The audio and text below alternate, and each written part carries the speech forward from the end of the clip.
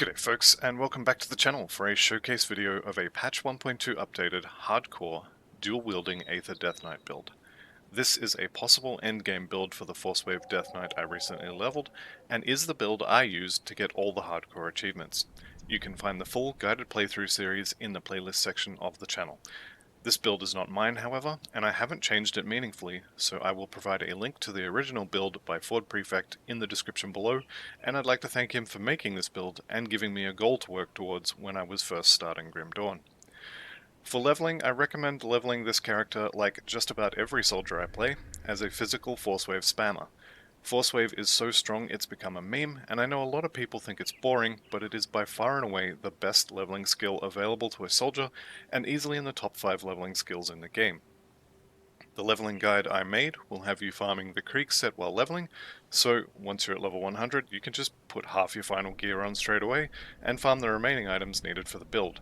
You do, however, need all of the items to make this build work, and missing any single item will vastly reduce its power, or depending on the item, completely brick it. With that said, let's get into the build. First up is the items, and you'll have to excuse my inventory, it's a little bit of a mess. So the main set we're using is 4 pieces of the Krieg set. As I mentioned previously, if you've followed my Death Knight achievement guide, you will have farmed this set while leveling, and that will cover 4 slots of the entire build before you even get to 100. The Krieg set works for both physical and Aether, with the 2-piece bonus and every piece of the set giving us 120% Aether damage each. The 3-piece bonus is some health and offensive ability, and the 4-piece bonus is +1 to all of our skills in both Soldier and Necromancer. The 5-piece bonus would be some flat Aether damage and Krieg's Wrath, which is a ground stomp style AoE, but we're not using the 5-piece bonus because we are instead going to be using the June Fiend's Mask to grant us the ability to dual-wield weapons.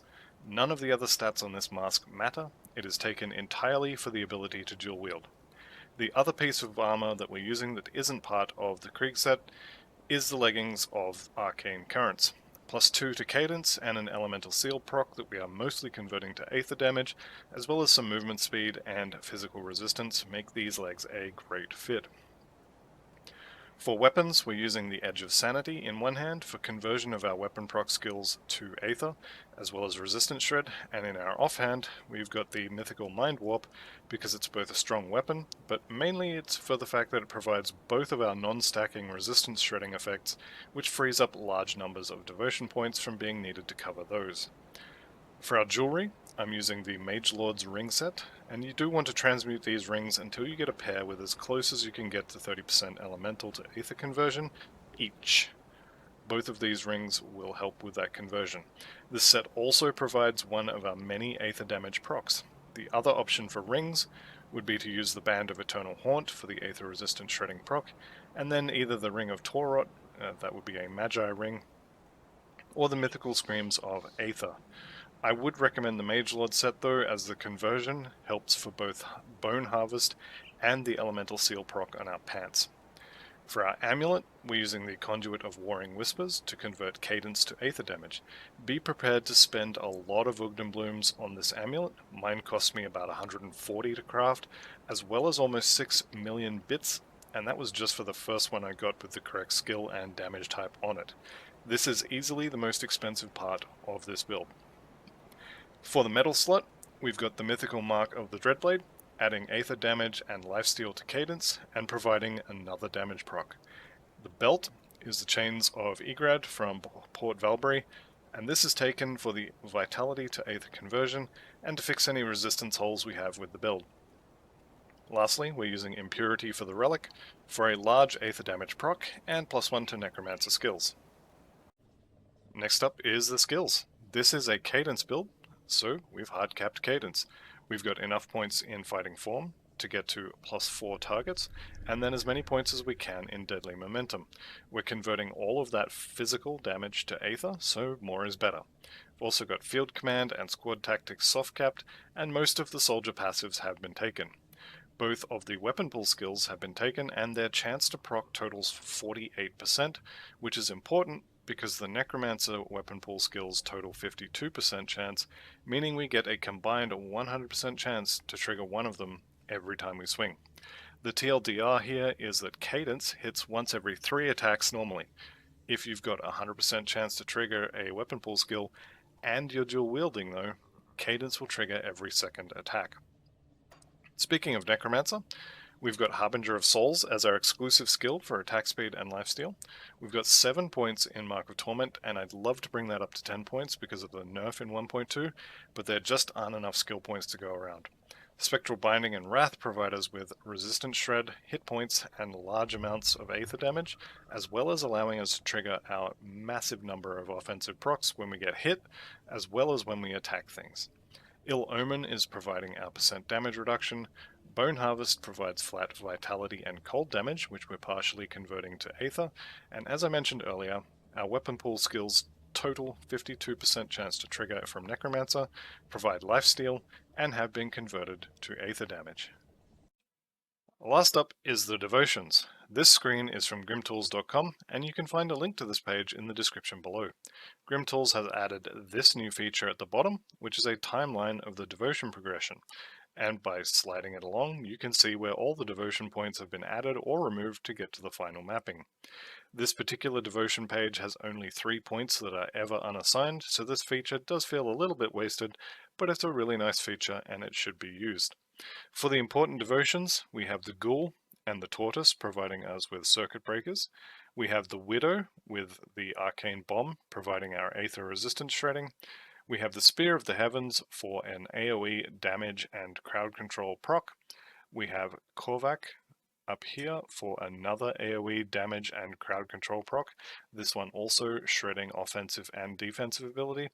And then we have our last 4 points in Aeon's Hourglass. This is for stats, some reduction in damage over time effects on us, and some crowd control resistances as well.